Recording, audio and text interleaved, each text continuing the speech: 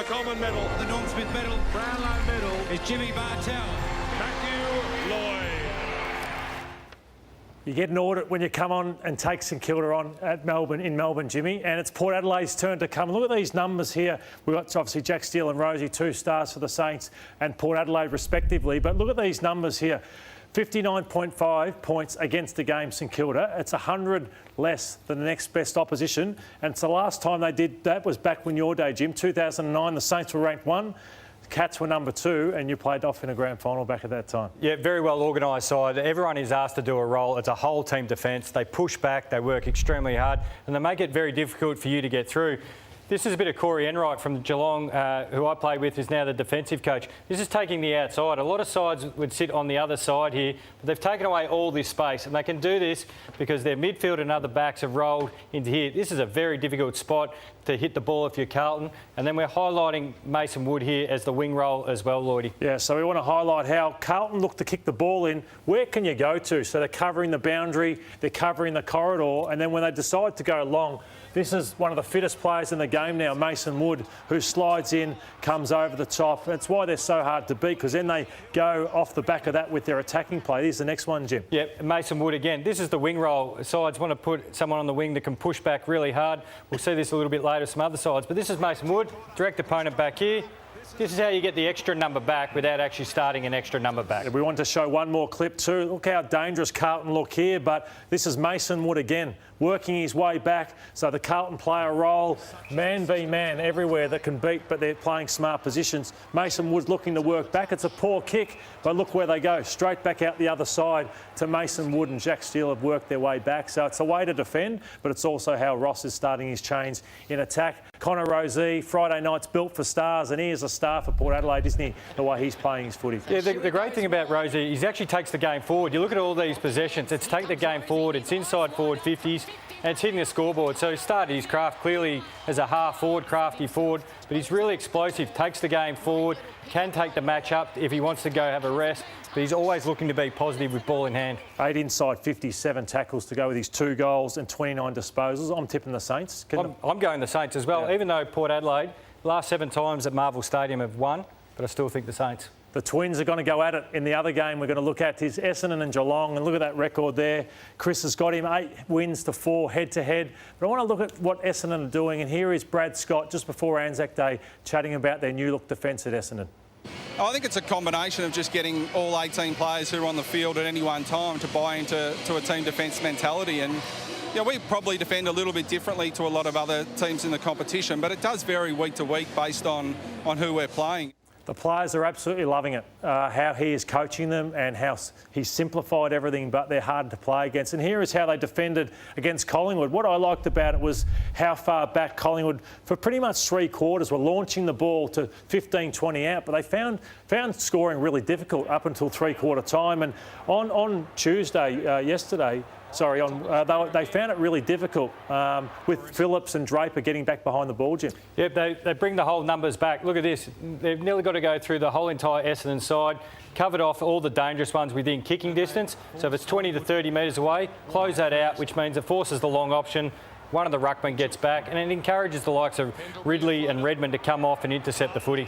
Yeah, so I just found that Myercheck couldn't get into the game. Obviously, there was no McStay, but look how far back Collingwood, for 3 quarters, were having to launch the footy versus that chain, that fast inside ball movement. So it made it really tricky, and it forces Kruger and those types to do silly things with Draper getting a free kick on that occasion. What we want to look at also is, Jim, you've been impressed with their forward pressure. Yeah, you'd probably say Essendon the last couple of years have relied on this full rebound from back 50 to forward 50, but what they've changed up is look at all these numbers from the forward half, and everyone's joining in, and Brad Scott touched on it. The forwards coming up, running from behind, and it forces another handball.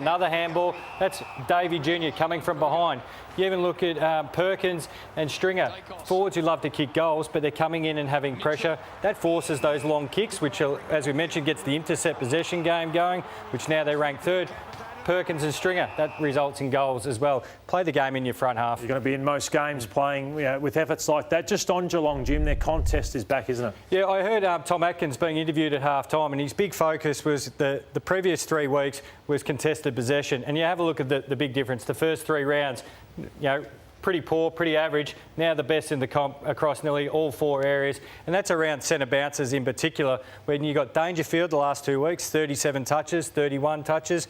Atkins is in great form. They're getting that contested ball inside, but they're getting ground ball gets, which is allowing them to score off stoppages. Number 1 side at scoring differential from stoppages. So taking care of the contest, the coalface, as they say. They were too powerful. Look at some of these clips. This is Mark Blicavs. What a player he has been, but how powerful this is, and then straight down the throat of the full forward there in Gary Rowan. And the next one is Dangerfield. How about his form? He was questioned his leadership over the first 3 rounds, and how that has changed. He has been phenomenal over the past 3 weeks. They're just getting more physical. You can't probably blame them too much. The first 2 rounds, you've come off a premiership. You think you're on your direct opponent at stoppages, but now it's quite pointed. They go up to a contest, body contact and go to work. The Cats for you? Cats for me. Yeah, Cats for me. Essendon off a 5-day break will find it difficult. This is the last game, Adelaide and Collingwood. This should be one of the games of the round, and we saw the one loss Collingwood had. Jim, it was small forwards that got them, but you want to take a look at this? Yeah, the Crows, we've highlighted this a couple of times. Their point of difference is they can create anything from inside forward 50. They've got lots of different options,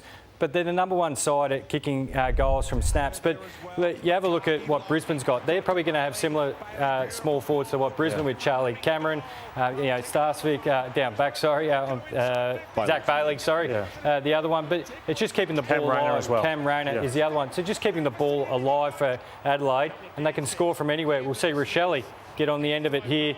They're just dangerous the whole entire time. So that's the one loss they suffered. It was Rayner and Cameron and Bailey who got hold of them. We feel they have the weapons, the Adelaide Crows, to have the game with Rankin and Rochelle to have a crack at Collingwood, try and put pressure on the Noble types and Maynard, and also those boys who did a good job yesterday in Markov and Rusco. The next one you want to look at is the work rate, Jim, of some of the Collingwood wingmen. Yeah, look, we touched on it before with Mason Wood, but the wing role is so important. This is Steele Sidebottom, who was fantastic on Anzac Day. He's all the way back here at half back.